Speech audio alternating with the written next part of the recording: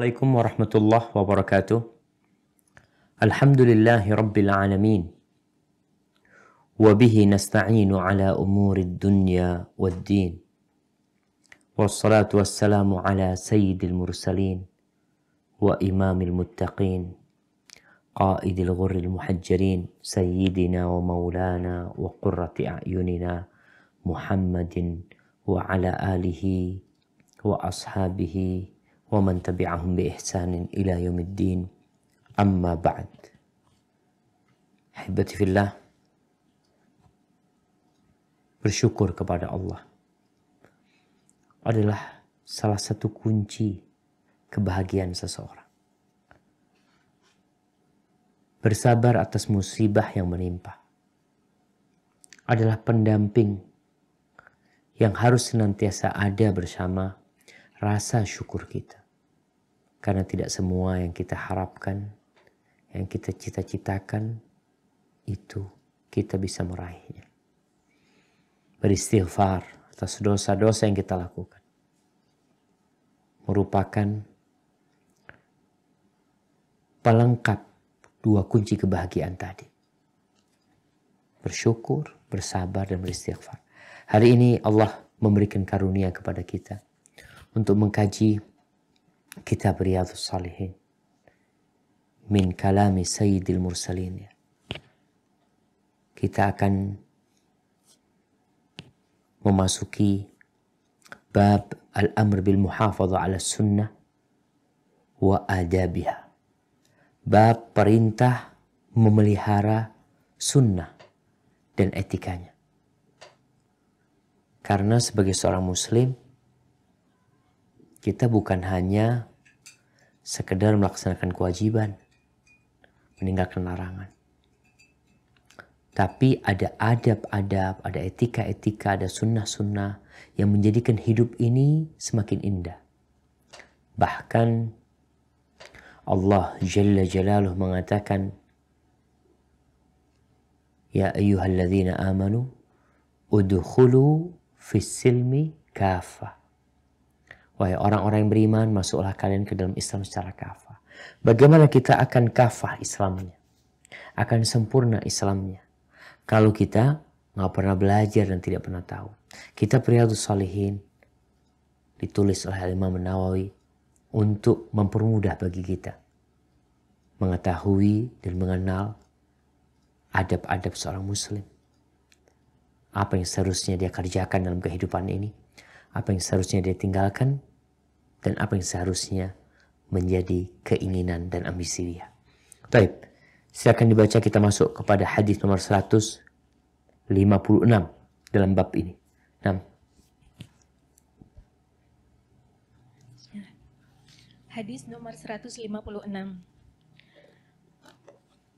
Fal awwalu an Abi Hurairah radhiyallahu anhu anin Nabi sallallahu alaihi wasallam qala Da'uni ma taraktukum fa innama ahlaka man kana qablakum kathratu su'alihim fakhtilafuhum ala anbiya'ihim fa idza nahaitukum an syai'in fajtanibuh fa idza amartukum bi syai'in fa'tu minhu ma mastata'tum. Muttafaqun alaih.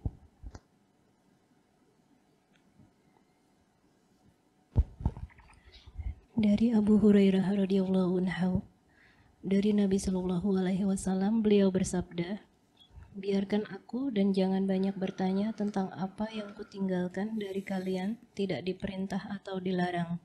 Sebab yang telah membinasakan orang-orang sebelum kalian adalah karena mereka banyak bertanya dan pertentangan mereka terhadap para nabi mereka. Jika aku melarang kalian terhadap melakukan sesuatu, maka jauhilah. Dan jika aku perintahkan kalian terhadap melakukan sesuatu, maka lakukanlah ia sesuai dengan kemampuan kalian. Muttafaq alaih. Barakallahu fikum. Subhanallah jamaah. Sunnah itu, kata Imam Malik bin Anas rahimahullahu ta'ala, safinatu Nuh. Kapalnya Nabi Nuh. Seperti kapalnya Nabi Nuh. Man raqibaha najah. Yang naik ke kapal tersebut selamat dari banjir. Tapi yang menolak untuk menaikin kapal Nabi Nuh, semuanya tenggelam dan binasa. Di hadis ini, Rasulullah SAW mengatakan, da'uni ma taraktukum. Kalian biarkan aku. Nggak perlu banyak-banyak bertanya tentang perkara yang memang kalian tidak diperintah, kalian nggak disuruh, nggak dilarang, ya udah. Kalian kerjakan. Kenapa Nabi melarang? Karena Nabi cinta kepada kita. Rasulullah SAW tidak ingin memberatkan umatnya. Bahkan sebagian yang beliau sukai, beliau tidak kerjakan. Karena takut nanti membebani umatnya. Merepotkan umatnya. Rasulullah SAW seringkali mengatakan, laula an asyukka ala ummati. Andai kata aku tidak takut memberatkan umatku, aku akan suruh umatku melakukan ini. Aku akan kerjakan ini. Maka di sini Nabi SAW sebagai bentuk kesempurnaan kasih sayang beliau kepada kita, beliau mengatakan, udah, kalian jangan banyak bertanya. Fa inna ma ahlaka man kana qablakum. Kalian tahu yang menyebabkan orang-orang sebelum kalian, umat-umat sebelum kalian itu binasa adalah kathratu masailihim. Banyak pertanyaan mereka. Menanyakan hal-hal yang tidak perlu ditanyakan. Dan ikhtilaf mereka, perselisihan mereka atas nabi mereka. Kita masih mengingat kisah Al-Baqarah. Surah Al-Baqarah dinamai surat Al-Baqarah karena di situ ada kisah sapi betina. Sebenarnya apa masalahnya? Di masa Nabi Musa alaihissalam ada orang yang tewas dibunuh. Akhirnya terjadilah kekacauan di antara dua kabilah. Karena orang itu terbunuh sama pembunuhnya diletakkan di tempat kabilah lain. Kalau sekarang orang itu dibunuh di Jember, tapi jasadnya diletakkan di kota lain. Maka ributlah dua kabilah ini. Akhirnya mereka meminta kepada Nabi SAW untuk Nabi Musa alaihissalam, Nabi Musa alaihissalam untuk menyelesaikan masalah ini. Allah Jalla Jalaluhu mewahyukan kepada Nabi Musa alaihissalam agar memerintahkan mereka menyembelih baqarah, sapi betina. Allah mengatakan, innallaha ya'murukum an tadhbahu baqarah. Kalian sembelih satu ekor sapi. Dan ambil salah satu dari tubuhnya, mau tangannya, mau tulangnya, mau ekornya, apalah, mau tulang mana. Ambil salah satu bagian dari tubuh itu, sapi, pukulkan kepada orang yang meninggal. Dia akan bangun. Perintahnya sangat sederhana.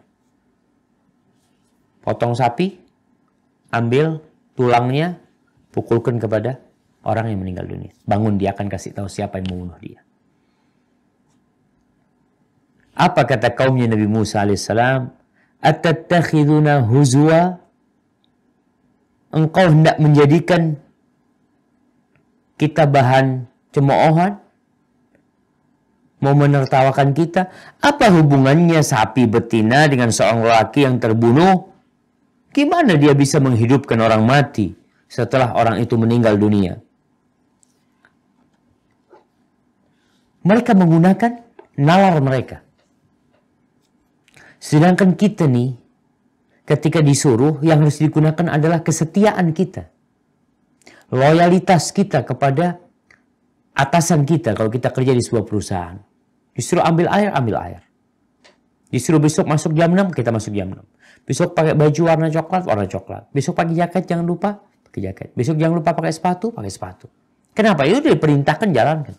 Nggak perlu banyak tanya. Karena akan merepotkan kita. Besok ya ke kantor pakai sepatu ya. Tanya. Maaf Pak, sepatunya warnanya apa Pak? Akhirnya dikasih tahu warnanya putih sepatunya. Baik, mereknya apa Pak? Oh, mereknya ini disebutkan. Nggak punya akhirnya dia. Kalau dia melaksanakan perintah sesuai dengan yang diperintahkan, besok pakai sepatu, selesai. Di sini Bani Israel menanyakan, atattakhiduna huzwa? Apa kata Nabi Musa alaihissalam? Qala a'udzu billahi an akuna minal jahilin. Aku berlindung kepada Allah dari menjadi orang-orang jahil. Karena orang jahil lah yang membuat orang melakukan tindakan-tindakan bodoh. Tatkala orang-orang dari kalangan Nabi Musa tahu Nabi Musa jujur ya dengan apa yang beliau bicarakan, mereka bertanya lagi. Nabi Musa tentunya jujur, nggak berbohong. Mereka tanya lagi, qalu ud'u lana rabbaka yubayyin lana ma hiya. Tolong mintakan buat kami, engkau mintakan kepada Rabbmu buat kami agar menjelaskan kepada kami sapinya itu yang kayak apa? Sapi betinanya itu yang seperti apa? Mereka mempersulit diri mereka, akhirnya Allah menyulitkan buat mereka. Udah dikasih tahu sapinya itu nggak tua, nggak muda. Mereka tanya lagi, warnanya kayak apa? Kasih tahu warnanya. Oh, terus masih sulit ya cari sapi itu. Engkau yang mempersulit dirimu.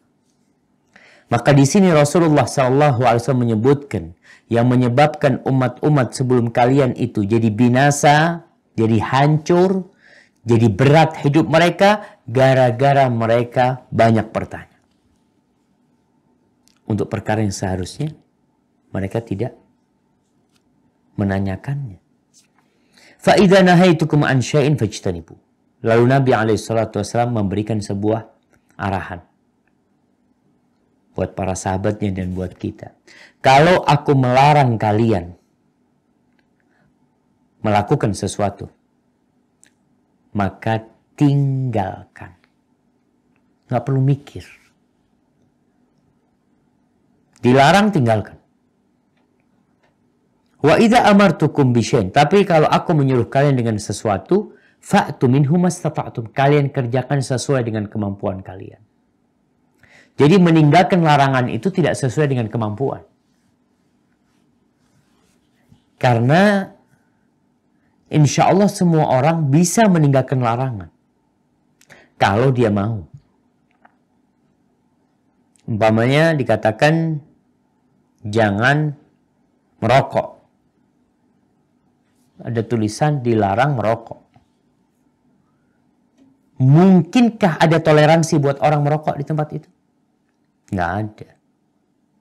Di dalam kereta ada orang ngerokok, langsung diturunkan di stasiun terdekat.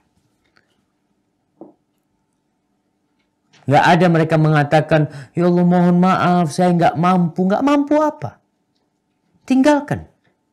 Tapi kalau aku suruh kalian sesuatu, maka kerjakan sesuai dengan kemampuan kalian. Karena bertindak, melakukan sesuatu itu memerlukan energi. Memerlukan adanya kesempatan kita mengerjakan hal itu. Kadang-kala energi ada, kesempatan nggak ada. Energi ada, kesempatan ada, fulusnya nggak ada. Tapi kalau meninggalkan, jangan berangkat ke tempat maksiat. Ya udah nggak usah jalan, duduk di rumahnya. Di sini Rasulullah SAW menyuruh kita untuk mengamalkan sunnah. Perintah Nabi SAW dengan tidak banyak bertanya. Para sahabat Nabi ketika diperintahkan untuk membiarkan jenggot mereka, a'ful liha wahfus syawarib. Biarkan jenggot kalian dan tipiskan kumis kalian. Nggak ada yang bertanya, kenapa ya Rasul SAW? Aku kepingin bersih supaya kelihatan gentle. Nggak ada, mereka langsung laksanakan. Maka ini hadis yang pertama dalam bab ini. Hadis yang kedua.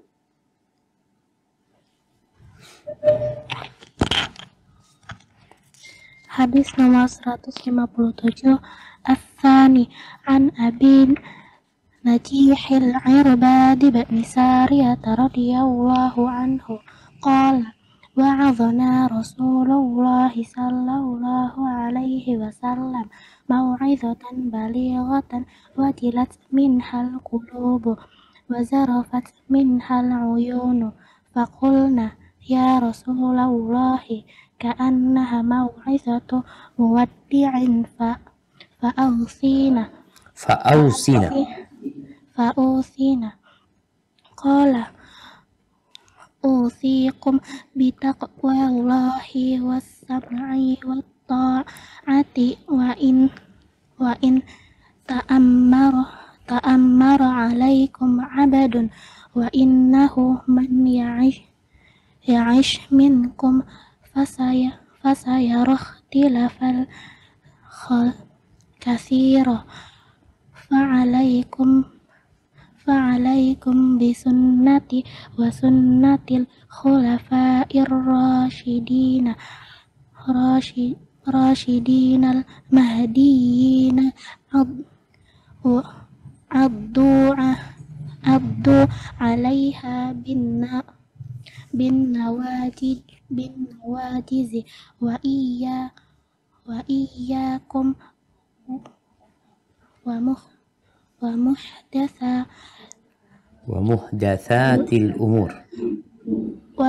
ومحدثات الأمور فإن كل بدعة ضلالة رواه أبو داود والترمذي وقال حديث حسن صحيح.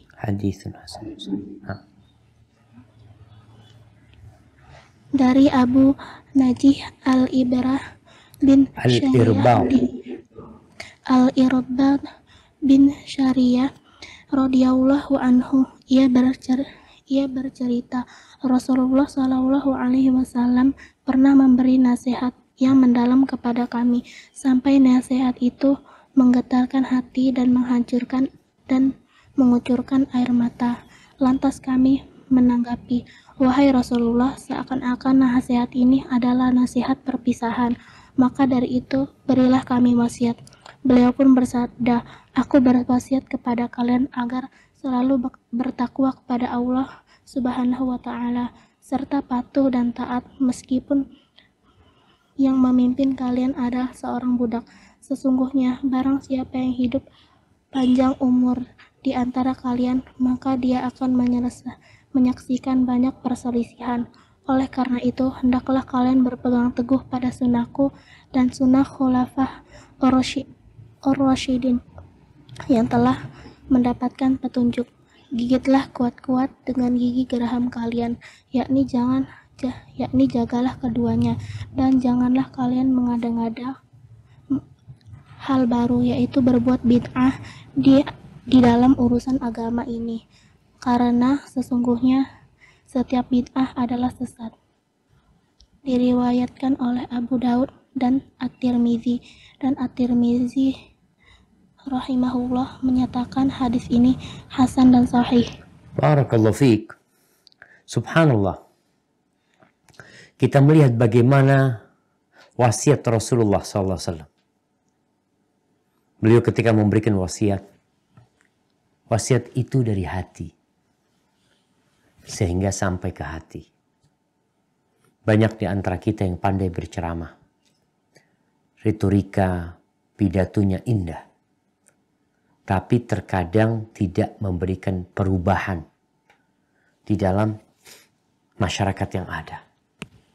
Apa penyebabnya? Kadangkala tidak ikhlas dan tidak datang dari hatinya. Di sini Rasulullah SAW berceramah dalam hadis Irbad. Sebuah ceramah yang membuat hati mereka bergetar dan air mata meleleh di pipi mereka.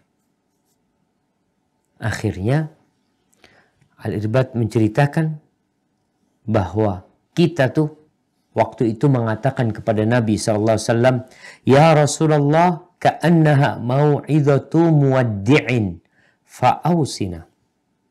Ya Rasulullah, itu wasiat seakan-akan wasiat orang yang mau mati. Maka berikan kepada kami nasihat. Sebuah wasiat, petuah sebelum kami meninggal dunia. Karena dilihat Rasulullah SAW wasiatnya seperti orang yang mau berpisah. Lalu Nabi SAW mewasiatkan. Apa wasiat beliau? Yang pertama, bertakwa kepada Allah. Nih, seorang muslim, hendaklah dia bertakwa kepada Allah Jalla Jalaluhu. Ini wasiat yang pertama.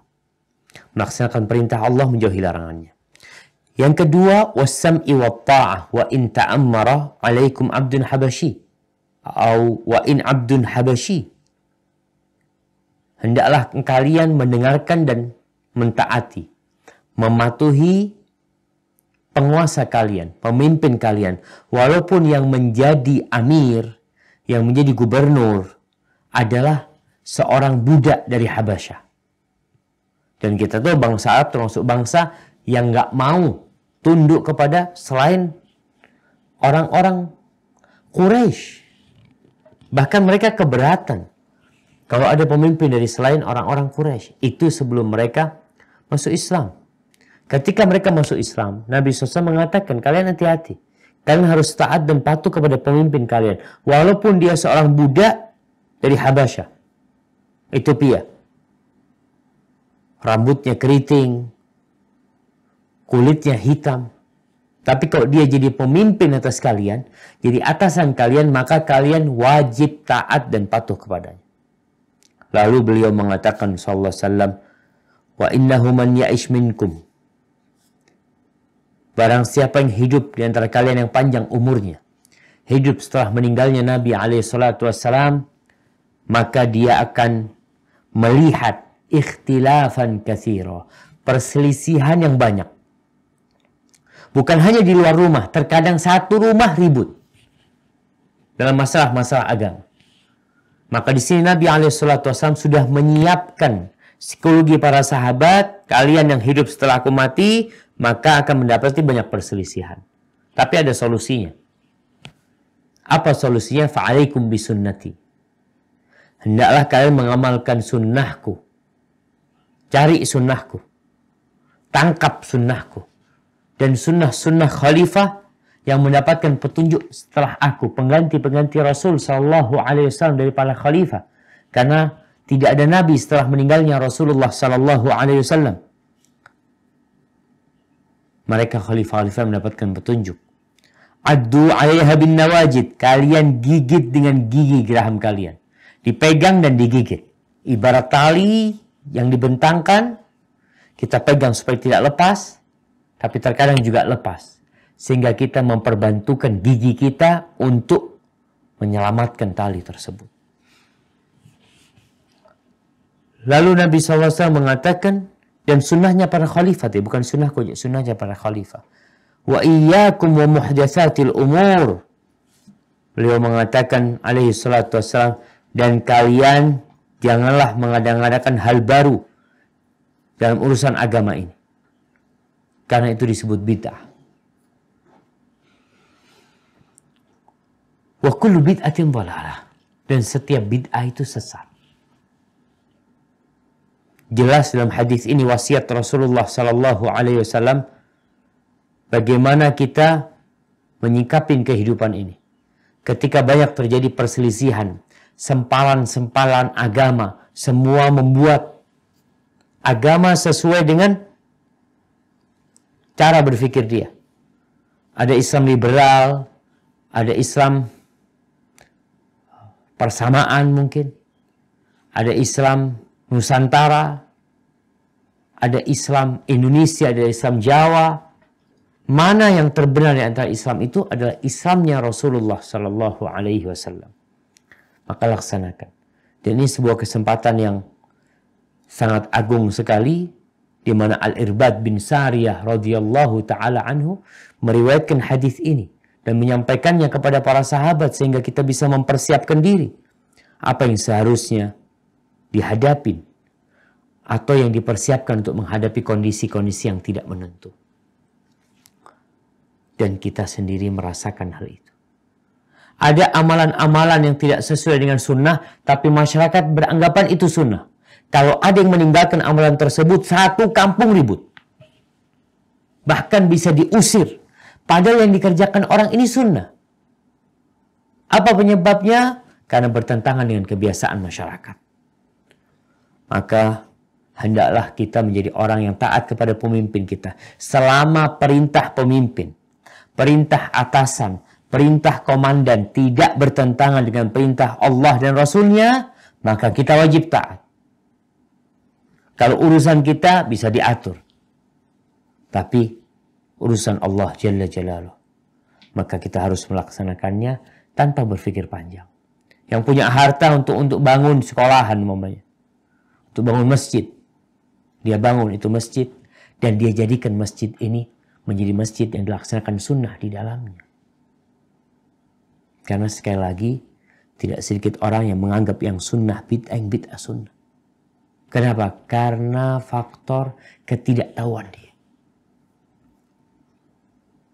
Jadi kalau bicara apa solusinya menghadapi perselisihan dan pertikaian yang tidak ada habisnya, semua kelompok merasa dia paling benar.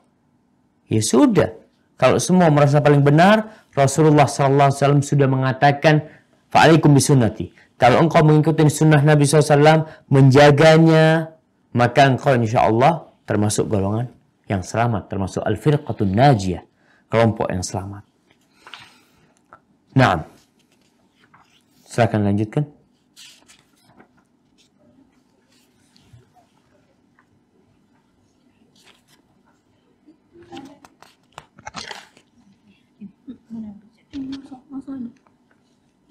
Hadis nomor 158. As-salisu an Abi Hurairah radhiyallahu anna Rasulullah sallallahu alaihi wasallam qala kullu ummati yadkhulunal jannata illa man aba qila wa man ya'ba ya Rasulullah qala man ata'ani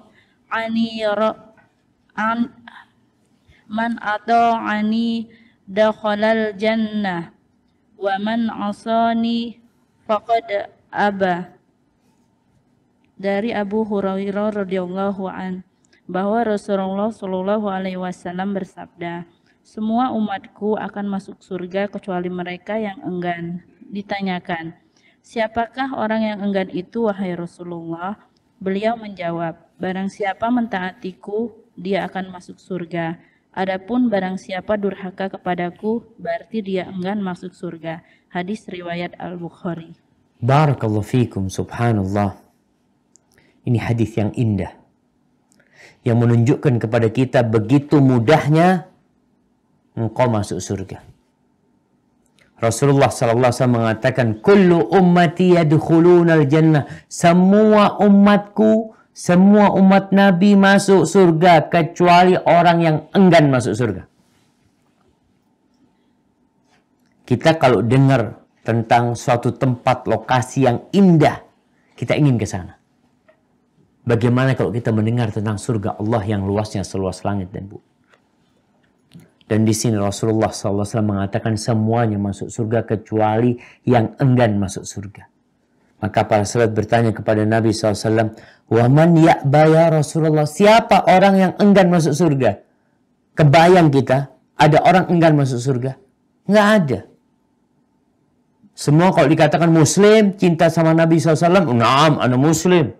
Bahkan kaosnya tertulis mungkin, "Uhibbuka ya Rasulullah." Aku mencintaimu wahai Rasulullah alaihi salatu wassalam.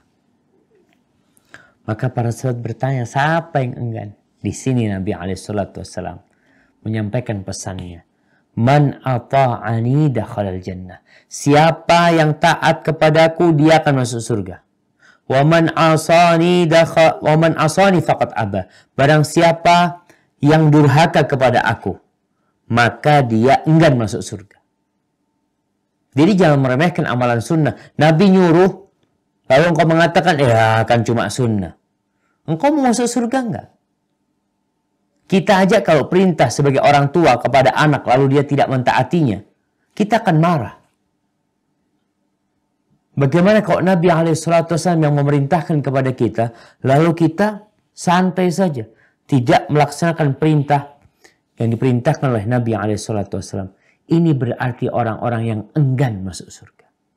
Jadi kalau sekedar omongan, Allahumma inni as'alukal jannah wa a'udzubika minan nar, ya Allah, aku mohon kepadamu surga dan jauhkan aku dari api neraka, tapi dia meninggalkan perintah-perintah agama, maka berarti dia enggan masuk surga. Apa aja perintahnya? Ada yang sunnah, Ustaz. Ada yang wajib. Nah, yang wajib harus dikerjakan. Yang sunnah berusaha untuk dikerjakan. Karena kita perlu pahala yang banyak.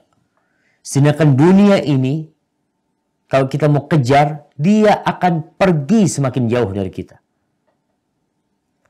Maka taatilah Nabi SAW. Jangan seperti sebagian orang yang pernah kita bahas, yang mengaku Qur'aniyun. Kita pengikut Al-Quranul Karim, tapi engkau tidak mentaati Nabi SAW. Taib jamaah, berkaitan dengan hal ini pula, terkadang kita tatkala mau mengamalkan sebuah sunnah, merasa berat. Kalau engkau mengamalkan saja berat, bagaimana yang menyampaikan? Dia harus perang dengan perasaan dia. Terkadang dia menyampaikan, diusir sama orang, dicaci maki sama orang. Tapi karena perintah Nabi SAW, balighu anni walau ayat, sampaikan dari aku walaupun satu ayat, dikerjakan sama kita. Nah, silakan dilanjutkan.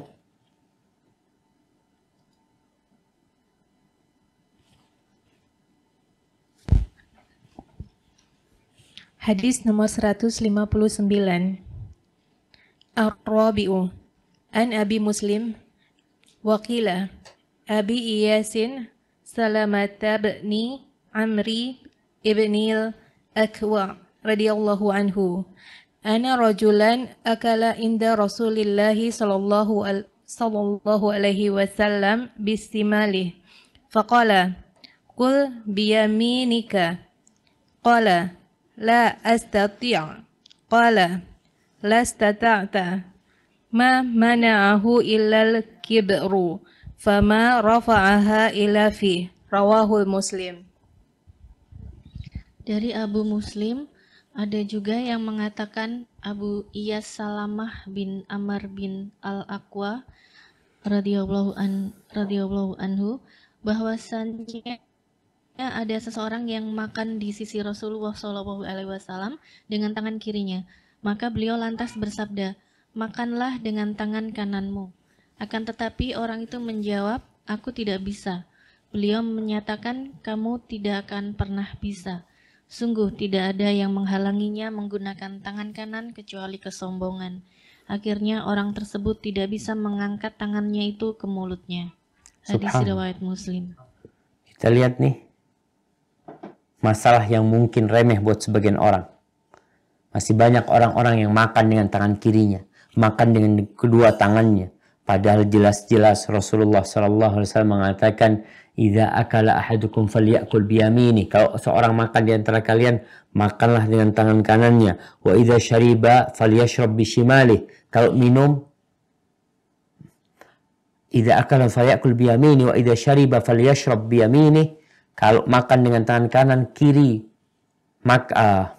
minum dengan tangan kanan pula. Fa inna syaitan ya'kulu bishimali wa yashrab bishimali. Kenapa dilarang sama Nabi sallallahu alaihi wasallam? Disebabkan syaitan itu kalau makan minum pakai tangan kiri. Jangan jadi syaitan. Kita nggak ingin jadi musuh kita. Bahkan kalau kita kelihatan sama musuh kita, mungkin kita akan berpaling atau kita akan menyakiti dia. Sekarang setan ini musuh kita, masa kita mau bertemanan dengan setan?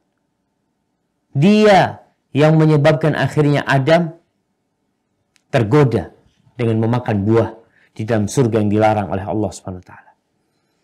Maka di sini Salamah ibn Amr bin Aqwa meriwayatkan bahwa ada seorang laki-laki yang makan di sisi Rasulullah sallallahu alaihi wasallam. Makan bersama Nabi. Dilihat sama Nabi SAW, dia makan dengan tangan kirinya. Lalu apa kata Nabi SAW? Kul biyaminik. Makanlah engkau dengan tangan kananmu. Jawab orang ini, la astati. Aku nggak bisa makan dengan tangan kananku. Nggak bisa. Ada orang-orang yang kidal.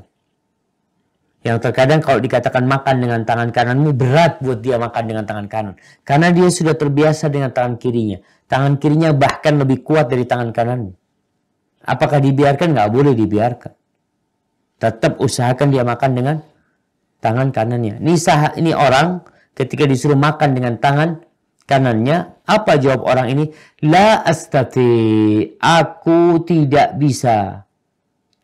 Lalu Rasulullah SAW mengatakan, lastata'ta, semoga kamu tidak bisa.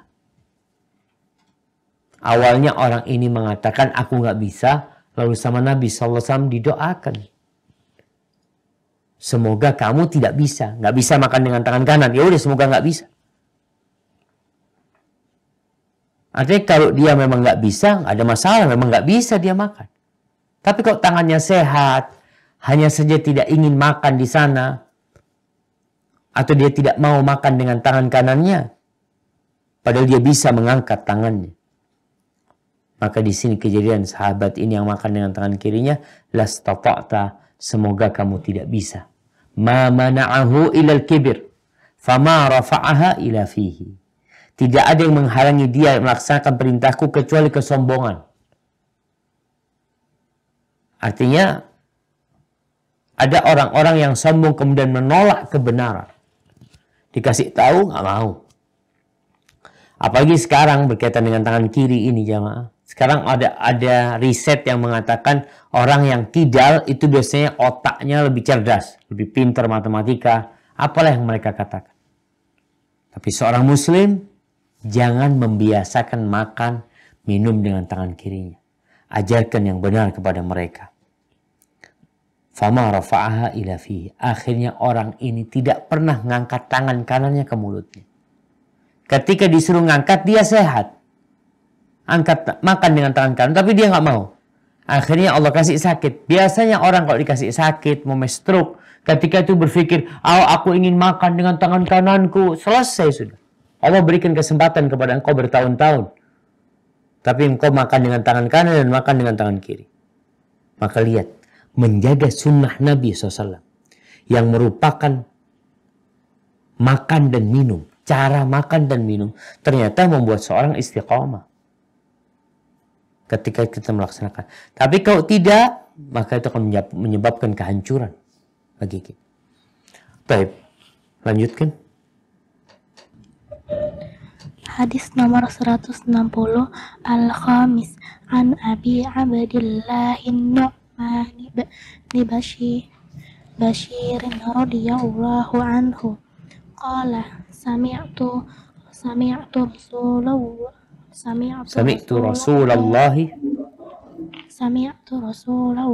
sallallahu alaihi wasallam yaqulu la tusawwunna sufufakum aw la yukhalifannallahu baina wujuhikum muttafaqun alaih wa fi riwayatin li Muslimin kana Rasulullah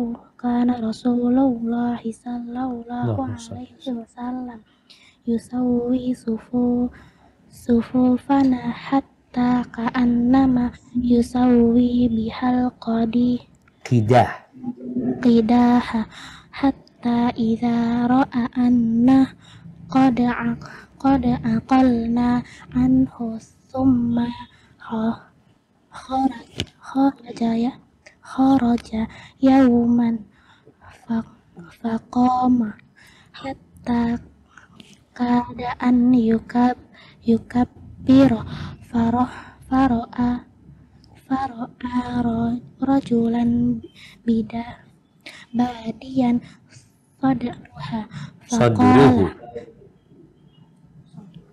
sadruhu faqala ibadallahi la tusawwunna sufufakum aw la yukhalifannallahu baina wujuhikum.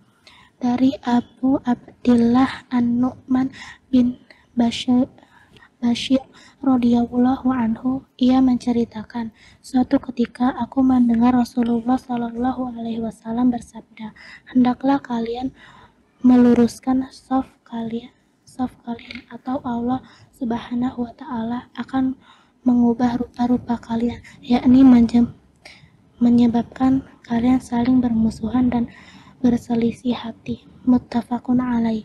Di riwayat Muslim disebut Rasulullah Shallallahu alaihi wasallam pernah meluruskan barisan saf kami seolah-olah beliau meluruskan anak panah hingga kami benar-benar memahami tentangnya.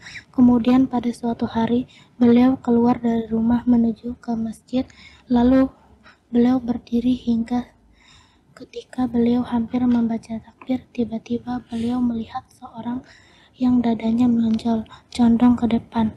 Maka beliau pun bersabda, wahai hamba-hamba Allah, hendaklah kalian meluruskan saf kalian, atau dia, Allah akan membuat wajah hati kalian saling berselisih.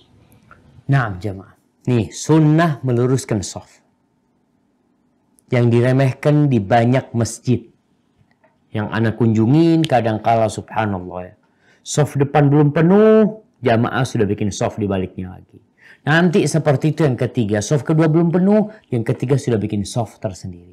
Padahal kita tahu, meluruskan saf termasuk menyempurnakan ibadah kita. Di sini Rasulullah SAW memberikan pelajaran kepada para sahabatnya, bahwasanya beliau biasa mengatakan la tusawwunna sufufakum.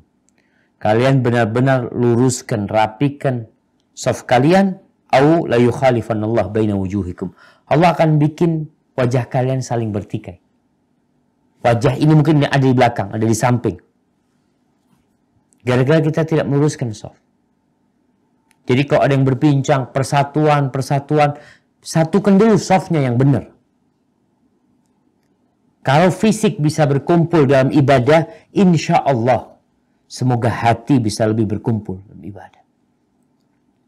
Kemudian dalam riwayat Muslim, Nabi SAW begitu telitinya dalam menyamakan saf. Ka'annama yusawi bihal qidah. Seakan-akan beliau menyamakan anak panah. Anak panah ketika mau diterbangkan itu perlu lurus agar melesat dan masuk tepat sasaran. Nabi melakukan itu sallallahu alaihi wasallam. Jadi bukan sekadar omongan sawu sufufakum. Mereka tidak ingin bergerak meluruskan saf. Nabi lihat sampai satu saat cerita Nu'man bin Bashir, Nabi SAW sudah melihat kita sudah faham, sudah bisa melakukan itu tanpa arahan.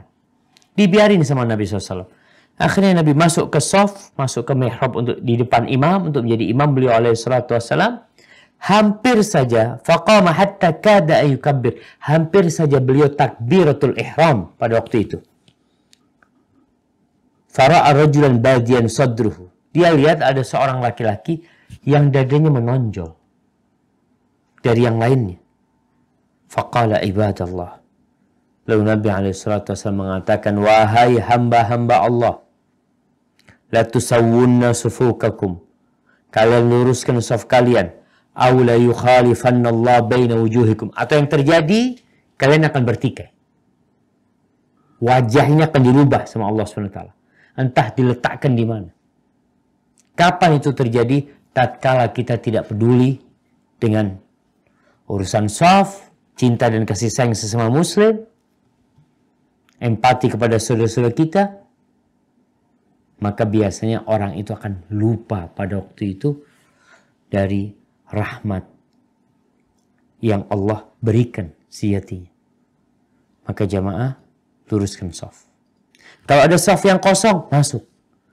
Jangan mengatakan, ini kan cuma sunnah, Ustaz. Subhanallah. Gara-gara meninggalkan sunnah, meremehkan. Ada orang merapatkan saf, kita malah menjauh. Engkau telah menumbuhkan permusuhan kepada saudaramu. Gara-gara tidak mau merapatkan saf. Terkadang kita merapatkan saf, orang yang kita rapatkan saf kita dengan dia menyingkir. Kalau dia menyingkir karena di sebelahnya ada yang kosong, atau sebelahnya memang bergeser, maka engkau ikut bergeser. Tapi kalau kiranya tidak, maka usahakan kita tatkala itu melihat kondisi orang ini. Orang ini nggak paham, perlu dikasih tahu. Kadang-kala imamnya mengatakan la tusawwunna sufufakum aw sawu sufufakum fa inna tasfiyata sufuf min iqamis shalah. Jamaahnya mengatakan sami'na wa ata'na. Tapi bila melihat safnya, ternyata mereka tidak menjalankan pelurusan saf ini. Yang itu akan menimbulkan bahaya tadi sebagaimana disampaikan, pertikaian di antara kita, perselisihan yang tidak ada habisnya. Apa penyebabnya? Di sini. Tidak meluruskan saf. Taib. Rasulullah sallallahu alaihi wasallam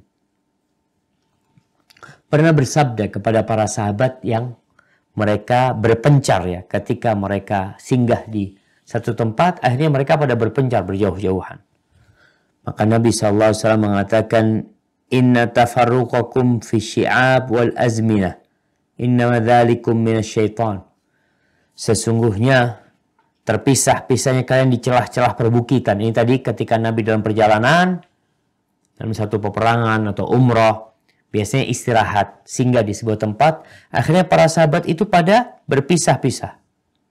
Lalu beliau mengatakan, berpisahnya kalian itu merupakan sumber dari syaitan. Itu sumber dari syaitan. Sehingga seharusnya kalian merapikan shaf kalian. Jangan karena ya engkau memiliki sejadah yang bagus. Atau merasa lebih kaya. Ini bicara ujub, hati-hati jemaah. Kadang kalau kita ujub dengan harta kita. Ada yang ujub dengan ibadahnya. Maka ibadah yang bercampur dengan ujub tersebut akan gugur. Kalau dia ujub dengan amal solehnya. Semuanya gugur amal solehnya. Oh saya ini orang baik. Saya semua amal sudah kita amalkan ya. Bisa gugur semua amalannya. Di sini Rasulullah SAW menjelaskan tentang bahayanya berpencar tadi. Jangan merasa, oh enggak, ana sudah benar sendiri, yang lainnya ini enggak jelas Ustaz. Kayaknya pada masuk neraka semua kayaknya mereka. Ana mau bikin soft sendiri. Subhanallah. Jangan berpisah dari soft. Jaga sunnah. Kenapa menjaga sunnah ini? Menjaga persaudaraan. Jadi kalau bicara tadi persatuan umat Islam, coba di setiap masjid mereka bersatu. Bersatu gimana Ustaz? Ini ormasnya beda-beda. Nggak ada urusan ormasnya beda-beda. Oh ini partainya beda-beda Ustaz. Masuk masjid semuanya hamba Allah. Berdiri di sof, rapatkan dengan sof yang di sebelahnya. Pundak dengan pundak, kaki dengan kaki. Jangan berikan celah. Karena ada sebagian apa ya? Manusia. Yang mengatakan, iya, kalau ada celah itu kan ada setan. Ya biar setan ikut ibadah juga sudah kata dia. Subhanallah. Ini awal permusuhan yang engkau bangkitkan. Ketika urusan soft rapat nggak mau. Diajak rapat tidak mau berarti engkau yang sedang memecah belah umat. Karena jelas hadis Nabi SAW tadi. Engkau luruskan, rapikan soft kalian atau kau tidak. Allah akan bikin wajah kalian berubah. Na'udzubillah min dzalik. Baik, hadis nomor 6 dalam bab ini.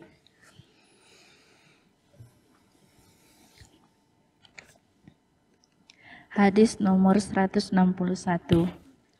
As-sadisu an Abi Musa radhiyallahu anhu qala ikhtaraqa baitun bil madinati ala ahlihi minal lail falamma hudditha Rasulullah sallallahu alaihi wasallam bisya'nihim qala inna hadhihi an-nara aduwwun lakum fa idza nimtum fa'atfi'uha ankum muttafaqun alaih. Dari Abu Musa radhiyallahu anha, ia menuturkan anhu. Ia menuturkan, pada suatu malam ada sebuah rumah terbakar di Madinah yang menimpa penghuninya. Lalu ketika keadaan mereka itu diceritakan kepada Rasulullah Shallallahu Alaihi Wasallam, beliau bersabda, sesungguhnya api ini adalah musuh kalian. Oleh karena itu hendaklah kalian memadamkannya jika kalian ingin tidur. Muttafaqun alaih. Allahu Akbar. Ini sempurnanya Islam. Jadi aturan-aturan yang duniawi, kalau itu diperlukan umatnya, Rasulullah SAW menjadikannya sebuah sunnah. Maka kalau berbicara agama Islam ini ngurusin masjid aja enggak, ngurusin rumah kita, ngurusin hemat listrik, ngurusin bagaimana keamanan buat rumah-rumah warga. Ketika ada satu rumah di Madinah yang terbakar, maka Rasulullah SAW memanfaatkan momen ini untuk memberikan arahan kepada para sahabat yang mengatakan, Inna hadhihin nar aduwwul lakum, api ini musuh kalian. Jangan main-main sama api. Dan dahulu semuanya pakai api. Memasak pakai api. Penerangan pakai api. Di malam hari, rumah itu ya sampai beberapa waktu yang lalu, sampai sekarang pun di Indonesia, di tempat-tempat yang listrik belum sampai, mereka menggunakan api untuk penerangan. Di malam hari, mereka pakai lampu minyak ya, yang dulu ditempel di tembok. Kalau sekarang ketika padam listrik pakai lilin umpamanya. Apa kata Nabi SAW? Fa'idha nimtum, kalau kalian mau tidur, padamkan itu apinya. Jangan dibiarin. Kenapa?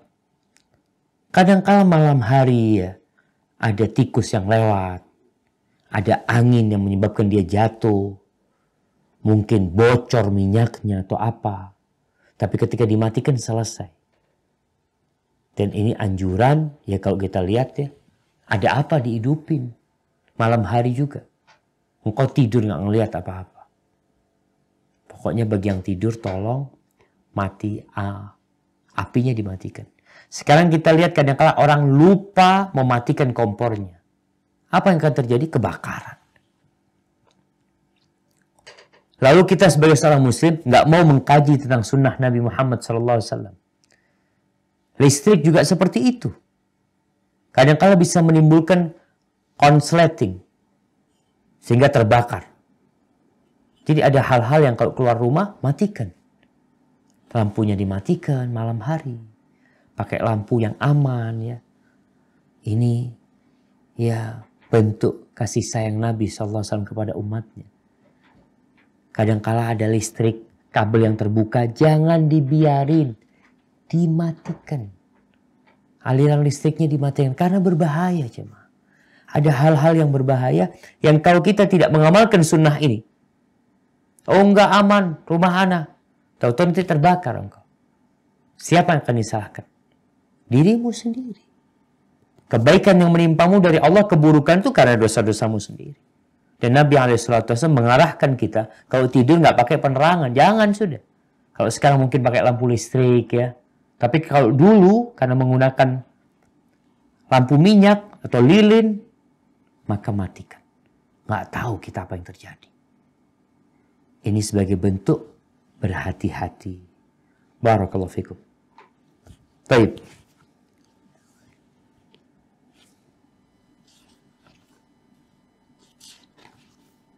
Hadis nomor 162.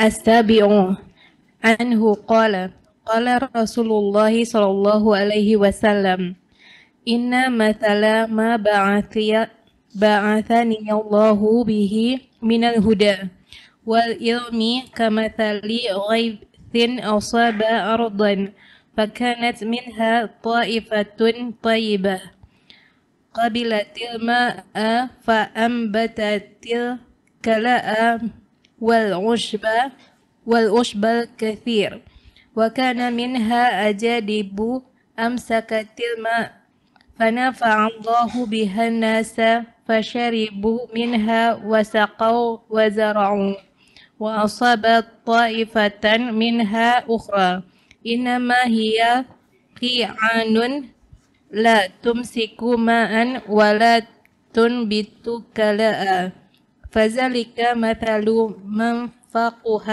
في دين الله ونفعه ما بعثني الله به فعلم وعلم ومثل من لم يرفع بذلك رأسا ولم يقبل هدى الله الذي أرسلت به متفق عليه. Nah,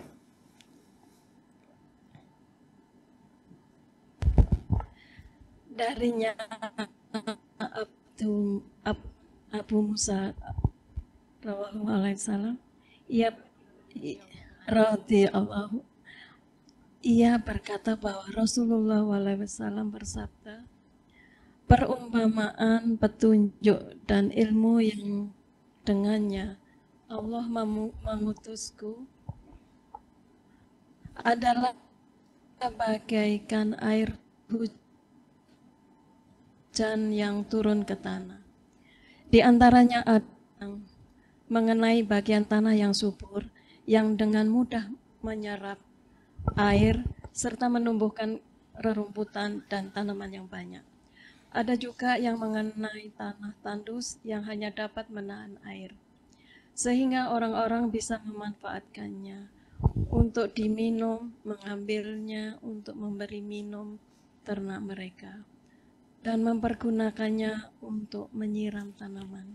Ada juga yang mengenai tanah yang datar, yang tidak dapat menampung air dan tidak pula dapat menumbuhkan rerumputan. Demikian perumpamaan orang yang memahami agama Allah Subhanahu wa ta'ala, lalu dia mengambil manfaat dari apa yang dengannya Allah mengutusku. Maka dia lantas belajar dan mengajarkannya, yakni seperti tanah yang subur, sedang di sisi lain tanah yang tandus yang menahan air adalah perumpamaan orang yang tidak mengambil manfaat darinya. Sementara yang satu lagi, tanah yang tandus adalah perumpamaan orang yang sama sekali tidak menerima petunjuk Allah yang dengan aku utus. Mustafa alaihi. nah, barakallahu fikum. Tapi di sini ada penjelasan tentang 3 manusia berkaitan dengan wahyu yang Allah turunkan dengan agama ini. Ada 3 macam. Yang pertama, seperti kata Nabi SAW, ilmu ini, petunjuk ini seperti air hujan. Air hujan yang turun ke dataran. Yang dataran itu tanahnya beda-beda. Salah satu tanahnya yang Masya Allah, tanahnya subur, di mana dia menerima air, kemudian menumbuhkan rumput, ya, tanaman-tanaman yang bermanfaat yang banyak. Artinya ini permisalan orang yang alim, yang memahami agama Allah, kemudian dia menghafal agama Allah ini, lalu dia memahami sunnah Nabi Muhammad SAW, mengamalkannya dalam kehidupan ini. Tapi kelompok kedua adalah seperti tanah yang tandus, tapi air ketika ke sana itu membentuk kolam. Jadi airnya tidak bisa menumbuhkan rumputan, tapi airnya bisa dimanfaatkan oleh manusia. Kadang-kadang kita melihat ada oase, ya, di padang pasir, ya. Yang di situ air bisa ngumpul di sana tapi tidak bisa menumbuhkan rumput. Tanahnya bisa menahan air. Ini pun bisa bermanfaat, tapi tingkatannya lebih di bawah daripada tadi yang pertama. Kenapa? Karena orang-orang bisa mengambil manfaat dari orang ini seperti orang yang hafal Quran, yang hafal hadis, tapi dia tidak bisa menyimpulkan hukum darinya.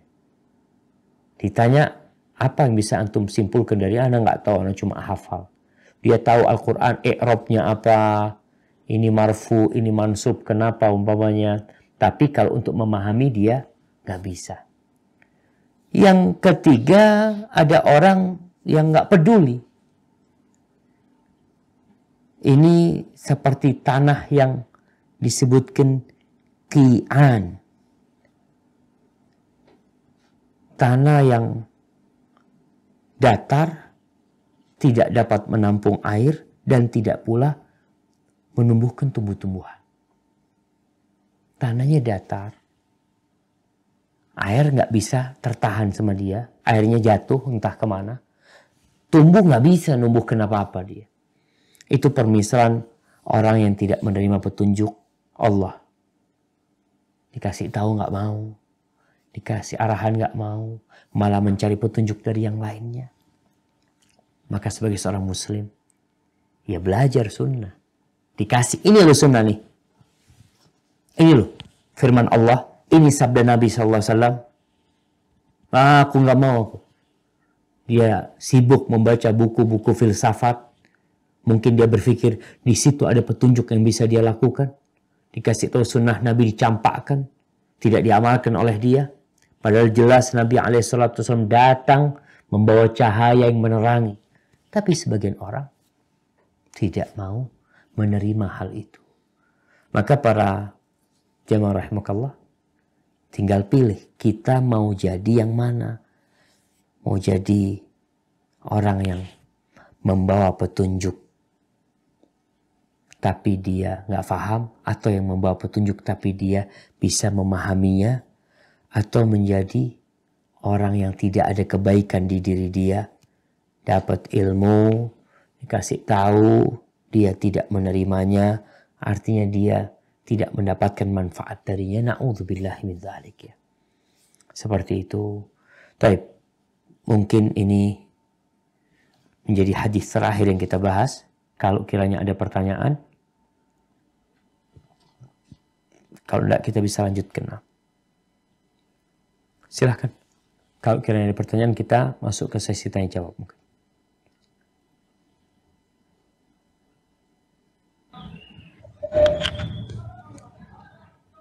Hadis nomor 156, At-Thamin an Jabirin radhiyallahu anhu qala Rasulullah sallallahu alaihi wasallam, mathali wa mathalukum kamathali rajulin qada naran faj'alal janadib wal farashu yaqa'na fiha wa huwa yadhubbuhunna anha wa ana khizun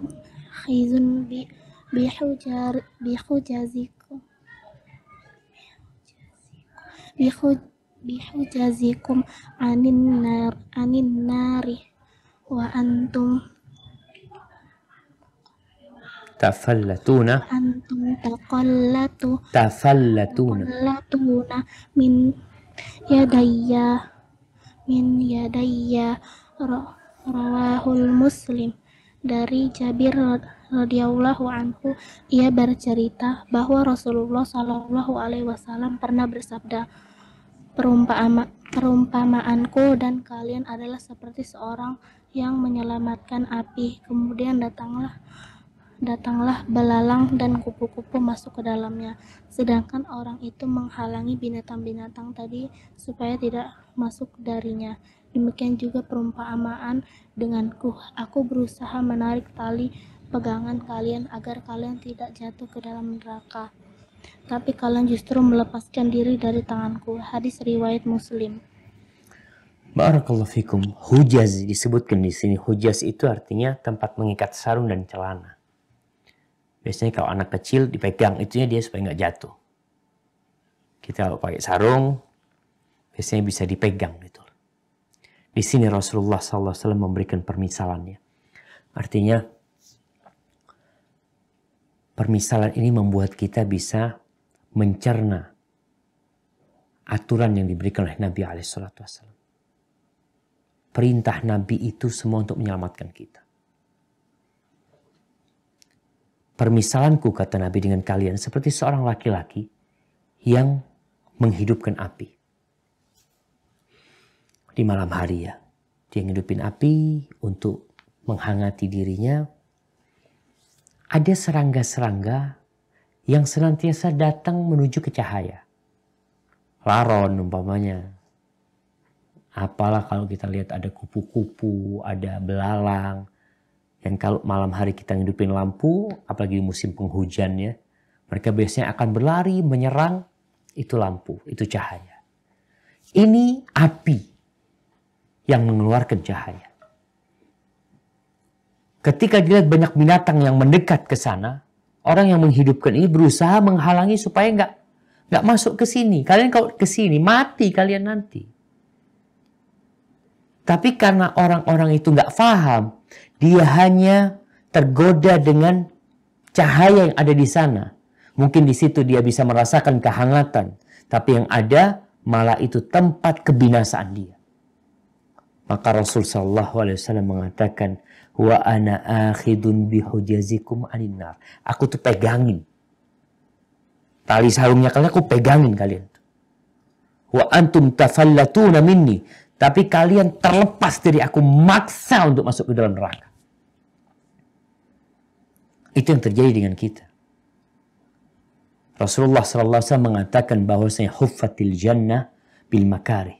Surga itu dikelilingi dengan hal-hal yang dibenci oleh jiwa kita. Wa huffatin nar bisyahawat. Sedangkan neraka itu dikelilingi dengan hal-hal yang disukai oleh jiwa kita. Sehingga orang ketika bergerak menuju kepada sesuatu yang menjadi kesukaan dia, itu dengan nafsu dia ke sana. Seperti belalang tadi, seperti serangga tadi, dia itu nafsu untuk datang ke cahaya. Kapan kita bisa ngelihat cahaya itu nggak ada belalangnya? Ketika kita matikan lampu, tahu-tahu mereka pergi. Dia cari cahaya yang lainnya. Ini api neraka. Rasulullah SAW mengatakan, andzartukumun nar. Aku peringatkan kalian, hati-hati sama api neraka. Terus bagaimana supaya bisa masuk surga? Kata Nabi SAW, kullu ummati yadkhuluna al-jannah. Hadis yang tadi kita baca. Semua umatku masuk surga. Semuanya masuk surga. Illa man aba. Kecuali yang enggan masuk surga. Siapa yang enggan masuk surga? Yang taat kepada aku masuk surga. Yang bermaksiat kepada aku, yang durhaka, maka dia enggan masuk surga. Dan Nabi SAW berusaha. Beliau menyelamatkan umatnya dari api neraka. Dengan menjelaskan segala kebaikan yang diperlukan oleh umatnya. Udah dijelasin sama Nabi SAW. Semua yang berbahaya, yang bisa menimpa umatnya sama Nabi SAW sudah diperjelas. Tapi kalian gak mau. Di sini Nabi SAW mengatakan, wa antum tafallatuna min yadayya. Kalian terlepas dari tanganku, dipegangin sama Nabi SAW ya. Maksa ke sana. Karena godaan.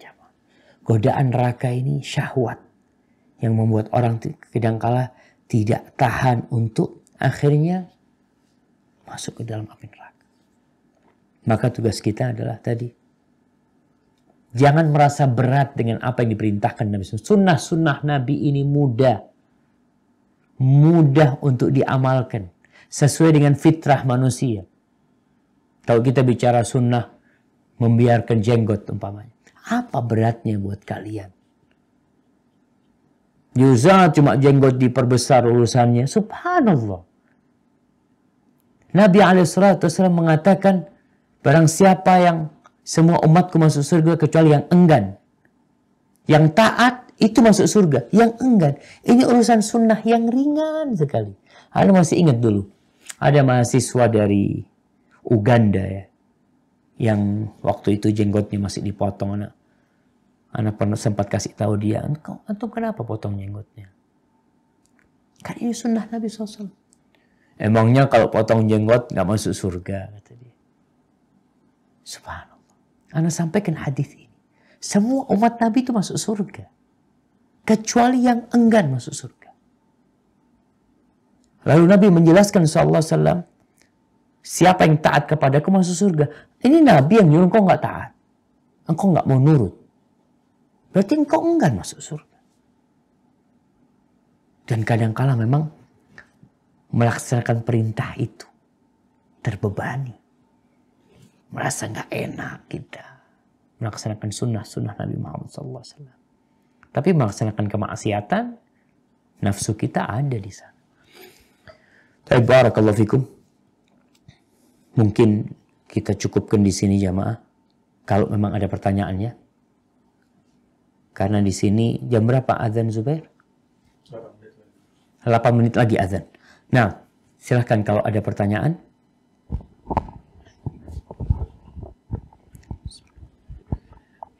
Assalamualaikum warahmatullahi wabarakatuh, Ustaz. Waalaikumsalam warahmatullahi wabarakatuh. Mau bertanya tentang safnya wanita, Ustaz. Kalau di sini itu anisanya itu kadang terbatas di gedung lain atau dibatasi dengan tembok ya, Ustaz ya. Nah, mana yang harus didahulukan kalau kita mau sholat di masjid dan nggak banyak gitu loh orangnya. Jadi apakah memang kita harus ke depan, paling depan atau yang paling belakang? Karena saya pernah mendengar kalau berbatasnya cuman kain atau apa itu kayak di belakang dahulukan di belakang. Itu yang pertama. Yang kedua, bila memang harus di depan, di tengah, lalu ada wanita lain yang mungkin di kanan dan atau di kiri, Ustadz, mana yang lebih utama, di tengah, di kanan atau di kiri? Kalaupun kalau kita ajak ke tengah gitu, mereka suka nggak mau, apakah kita harus nurutin mereka atau memang kita bersiteguh pada apa yang disyariatkan? Itu aja Ustadz. Jazakallahu khair Ustadz. Baik, barakallahu fikum. Ya jemaah, pertanyaan yang menarik sekali ya berkaitan dengan shaf para wanita. Rasulullah SAW mengatakan khairu sufufir rijal awwaluha. Shaf yang terbaik buat kaum lelaki itu yang awal. Dan shaf yang terburuk buat laki-laki yang paling akhir. Kebalikannya, khairu sufufin nisa akhiruha. Sebaik-baiknya shaf para wanita itu yang paling akhir.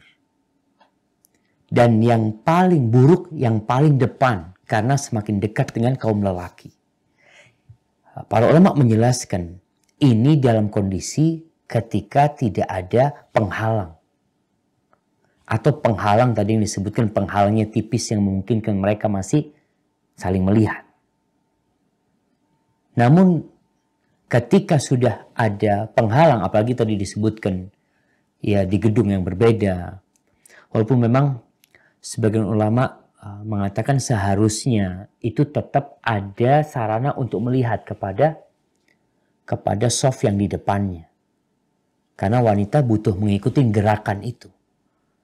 Oke, sekarang kalau dikatakan pakai mic, kadang-kala mic-nya mati. Sehingga kalau wanita itu tertutup sama sekali dan menyebabkan suara, walaupun gedungnya gedung masjid, tapi tertutup sama sekali. Sehingga ketika padam listrik, suara tidak sampai, akhirnya membuat dia tidak bisa mengikuti imam dengan sempurna pada waktu itu. Tapi apabila masih kelihatan shaf yang di depannya, sehingga dia bisa mengikuti gerakannya, walaupun tidak terdengar suaranya. Seperti itu. Tapi sekarang kalau memang ada penutup yang memisahkan mereka, apakah tetap shaf yang terbaik wanita itu di belakang? Atau sudah pindah ke depan? Maka para ulama di antara Syekh bin Baz rahimahullahu ta'ala mengatakan ya pindah ke depan sudah. Jadi yang awal. Kalau memang tadi ada pembatas yang mereka menghalangi untuk saling melihat. Ya. Itu di awal. Tapi kalau enggak, mamanya di beberapa masjid mungkin kita lihat penghalangnya masih memudahkan untuk melihat. Ya dia masuk masjid mulai dengan shaf yang terakhir. Tapi sekarang berkaitan mulainya dari mana shaf itu? Dari tengah, dari samping, dari kanan atau kiri? Maka mulainya tentunya dari belakang imam. dari belakang imam. Jadi masa umpamanya imamnya di sini, makmumnya mulainya dari sebelah situ. Kan softnya dimulai dari belakang imam, mengikuti imam. Kemudian yang bagian kanan. Terus memang kadangkala inilah ilmu. Kita kadangkala masuk masjid, itu ada soft sudah mulai dari kanan. Maka apa yang harus kita lakukan? Apakah kita mengikuti dia ke kanan atau kita di tengah? Tergantung kondisi kita. Kalau kita banyak maka mulai dari tengah. Sehingga merapat, sehingga dia nanti yang seharusnya merapat kepada soft ini.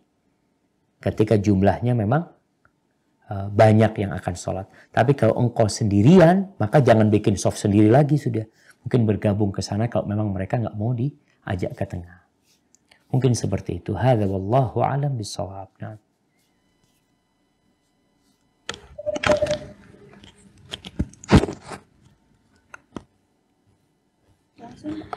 Bismillah. Assalamualaikum Ustadz. Waalaikumsalam warahmatullahi wabarakatuh. Ini berbeda tema, yakni tentang ghibah Ustadz. Dosa ghibah itu selain kita minta ampun kepada Allah, kita harus meminta maaf kepada orang yang kita gibahi dan menyampaikan apa yang pernah kita bicarakan tentangnya. Seandainya dengan menyampaikan hal tersebut menimbulkan kemudorotan karena kita paham karakter orang tersebut, dengan kondisi seperti ini, apakah kita tetap harus menyampaikannya? Syukran Ustaz, jazakallahu khair. Nah, jadi urusan ghibah. Ghibah ini ada dua macam. Yang pertama ghibah yang kita melakukannya tanpa orang itu mengetahui. Yang kedua ghibah yang orang itu akhirnya mendapatkan informasi kalau kita menghibahin dia. Kondisi yang pertama, kalau memang kita menyampaikan maaf kita kepada dia itu tidak menimbulkan masalah, maka kita datang minta maaf kepada dia. Tapi kalau ternyata menimbulkan masalah, nanti akan jadi lebih panjang urusannya. Silaturahim akan, kalau dia keluarga, silaturahim akan putus, ukhuwah akan rusak. Maka datanglah minta maaf secara umum kepada dia. Ana minta maaf ya, mungkin ana punya salah sama anti ya. Semoga Allah mengampuni ana ya. Semoga Allah mengumpulkan kita sebagai saudara-saudara yang saling mencintai ya. Secara umum anti minta maaf seperti itu sambil mendoakan dia. Itu untuk ghibah yang dia tidak tahu. Tapi kalau dia tahu, mau tidak mau kita minta maaf sama dia. Karena dia sudah tahu kita ngomongin dia. Baik dia dapat informasi dari orang umpamanya atau dari siapa. Jadi seperti itu. Wallahu a'lam bishawab. Nah.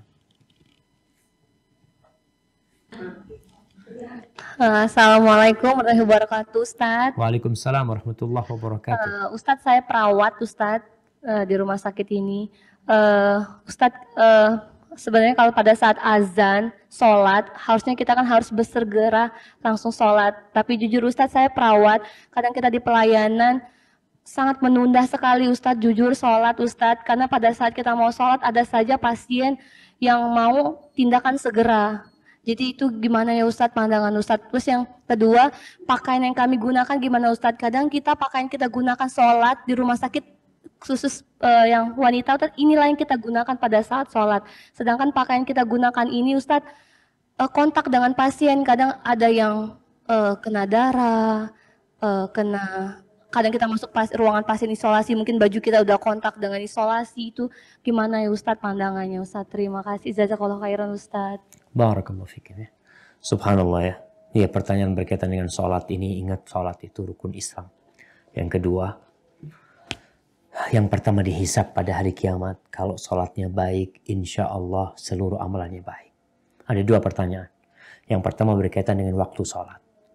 Baik, sholat ini memang ada waktunya yang panjang. Sehingga bagi wanita kapanpun dia melaksanakannya selama di waktunya, maka boleh buat dia. Tapi yang lebih utama adalah sholat di awal waktu. Jadi kemampuannya sholat isya atau sholat asar ya, ketika ada pasien, dia akan ada waktu. Maka jangan sampai dia keluar waktunya. Usahakan di awal waktu, kalau tidak bisa ya di tengah waktu, yang penting jangan sampai berakhir waktunya. Itu yang perlu dilakukan. Dan jalinlah hubungan baik sama teman-teman. Supaya bisa saling membantu. Sehingga kadang-kala kita mau sholat ya, ada pasien yang harus dijaga. Dan kita lihat ada teman kita yang masih santai. Mungkin kita bisa minta tolong, tolong bantuin sebentar ya, aku mau sholat. Seperti itu. Perlu melakukan hal itu. Dan insya Allah itu bisa dilakukan di rumah sakit tempat ukhti bekerja ya. Karena teman-teman insya Allah udah pada faham. Kita semua hamba Allah SWT yang dituntut untuk memberikan manfaat kepada orang lain. Tapi nggak boleh lupa dengan hak Allah SWT. Yang kedua, bagaimana dengan pakaian kita? Di antara syarat sahnya sholat itu adalah suci dari najis. Jadi pastikan kita itu suci dari najis, pakaian kita. Kalau memang ragu karena memang tadi masuk sana takut ada sesuatu yang najis di tubuh kita ya. Karena memang tadi anti sudah tahu ada najis-najis di tempat anti bekerja yang harus dihindari. Tapi ketika tidak bisa dihindari, ketika sholat harus buka bajunya. Ganti baju. Artinya perlu diadakan baju khusus untuk sholat memang. Kalau itu baju bekerja yang ada kemungkinan kita terkena barang najis atau benda najis, maka mau tidak mau menjadi kewajiban anti untuk ganti pakaian. Harus, bukan cuma pakai, kadang-kala kita pakai ruku ya, pakai mukena, tapi dalamnya najis ya tetap nggak berguna karena ada najis di diri kita. Maka itu yang perlu dilakukan dan berusaha semaksimal mungkin. Nabi SAW mengatakan, "Idza amartukum bi syai' fa'tu minhu mastata'tum." Kalau aku suruh kalian dengan satu perintah, laksanakan sesuai dengan kemampuan kalian. Dan insya Allah ini masih di batas kemampuan ya untuk ganti baju, cari tempat yang suci. Dan nasihat ana buat para perawat. Tolong anti menjadi lentera yang menerangi rumah sakit. Bukan hanya pakai listrik, lampu. Tapi juga memberikan nasihat kepada para pasien. Masuk ya ketika umpamanya ganti infus ya, ganti airnya. Atau dipanggil oleh pasien sambil tanya, gimana kabarnya, sehat? Ini udah masuk waktu sholat asar, ibu. Udah sholat belum? Kalau perlu saya bantu. Atau tawarkan hal itu. Walaupun itu nggak dapat gaji. Kan gajinya itu karena pelayanan. Tapi ini dapat gaji dari Allah Subhanahu Wa Taala insya Allah. Ketika kita mengingatkan mereka, membantu mereka untuk beribadah. Hadza wallahu a'lam bishawab. Jemaah, sudah azan di sini. Anda rasa kita cukupkan. Kita lanjutkan pada kesempatan yang akan datang. Apabila benar yang Anda sampaikan itu dari Allah Jalla Jalaluh. Kalau ada yang salah dan kurang berkenan itu dari diri Anda pribadi. Allah dan Rasulnya terbebaskan dari kesalahan itu. Sampai berjumpa kembali. Semoga senantiasa dalam lindungan ilahi. Wassalamualaikum warahmatullahi wabarakatuh.